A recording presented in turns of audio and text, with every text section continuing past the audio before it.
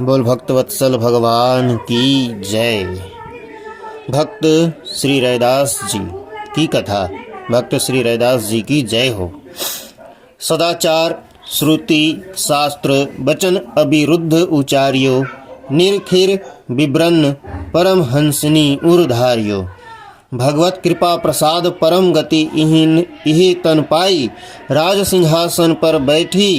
सिंहासन बैठी ज्ञाति पर टीटी दिखाई। वर्णाश्रम अभिमान तजी, पद रज बंदही जासू की। संदेह ग्रंथि खंडन निपुण, बानी विमल रैदास की। संत शिरोमणि श्री रैदास जी की निर्मल वाणी संदेह की ग्रंथियों को खोलने में पूर्ण समर्थ है। श्री रैदास जी ने जो भी कहा है वह सदाचार यानी कि स्मृति वेद शास्त्रों के अनुकूल ही है।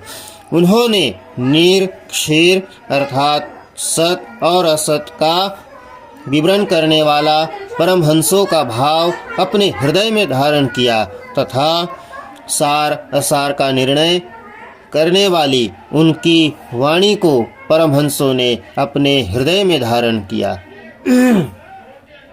आपने अपने इसी मर्त्य शरीर से भगवान की कृपा और परम श्रेष्ठ गति प्राप्त की।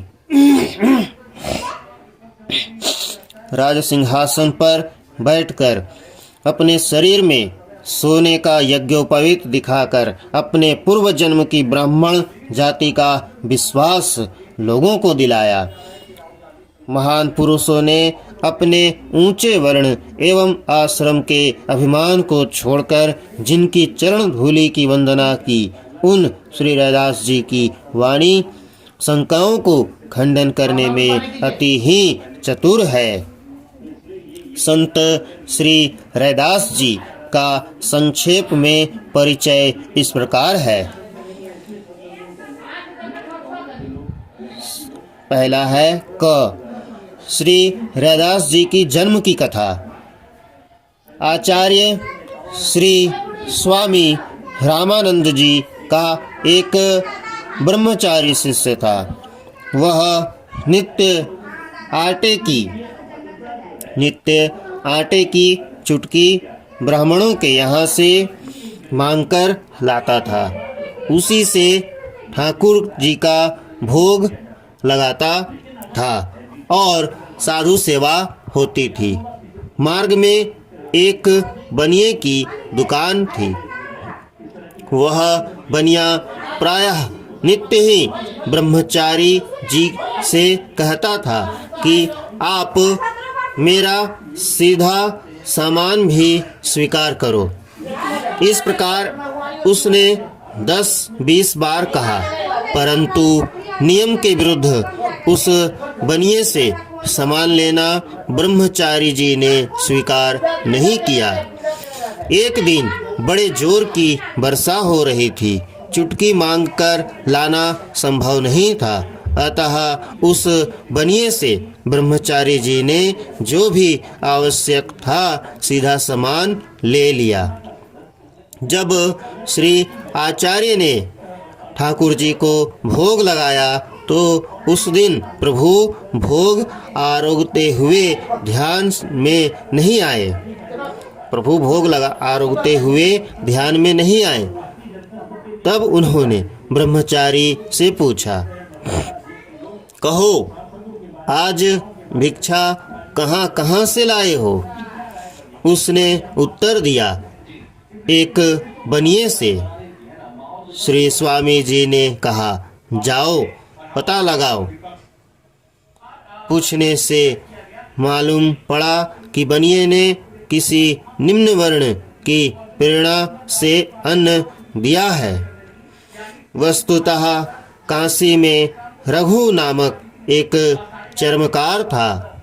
पूछने पर किसी सज्जन ने उससे कहा था कि तुम्हारी भिक्षा स्वामी श्री रामानंदाचार्य जी स्वीकार कर ले तो निश्चय ही तुम्हें संतान लाभ हो सकता है।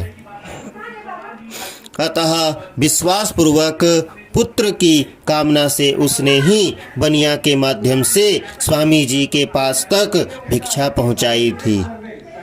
वस्तु स्थिति ज्ञात होने पर अपने ब्रह्मचारी शिष्य को श्री स्वामी जी ने बड़ा भारी श्राप दिया कि तूने मेरी बात नहीं मानी, निम्न वर्ण की भिक्षा ली, अतः जाकर उसी घर में जन्म लो। वही दूसरे जन्म में श्री रैदास भक्त हुए। माता अपने बालक रैदास को दूध पिलाना चाहती थी, पर बालक रैदास दूध पीने की कौन कहे, इन्हें माता का छूना भी अच्छा नहीं लगता था, क्योंकि गुरुदेव की उत्तम सेवा के प्रताप से इन्हें पूर्व जन्म की सब बातें याद थी। इसी समय श्री स्वामी जी के लिए आकाशवाणी हुई। कि आपके श्राप से आपके शिष्य का जन्म रघु चमार के घर में हुआ है और वह दूध नहीं पी रहा है, उस पर कृपा कीजिए। दयावश श्री स्वामी जी शीघ्र ही स्वयं चलकर वहां आए। बालक के दूध न पीने से पिता माता बड़े दुखी थे। श्री स्वामी जी को देखते ही वे दौड़कर इनके चरणों में लिपट गए और प्रार्थना करने लगे कि कोई उपाय करके बालक को बचाइए। तब श्री स्वामी जी ने बालक को दीक्षा देकर शिष्य बनाया और दूध पीने की आज्ञा दी। बालक के सब पाप दूर हो गए और वह दूध पीने लगा। श्री रैदास जी आचार्य को ईश्वर के समान मानकर मन में पछताने लगे कि मैं बिल्कुल ही अज्ञानी और अपराधी था, पर स्वामी जी ने मेरे अपराधों को भुलाकर इतनी कृपा की कि स्वयं पधारे। श्री रैदास जी की जय हो। दूसरी कथा है ख। रैदास जी का संत प्रेम और भगवान से वार्तालाप। श्री रैदास जी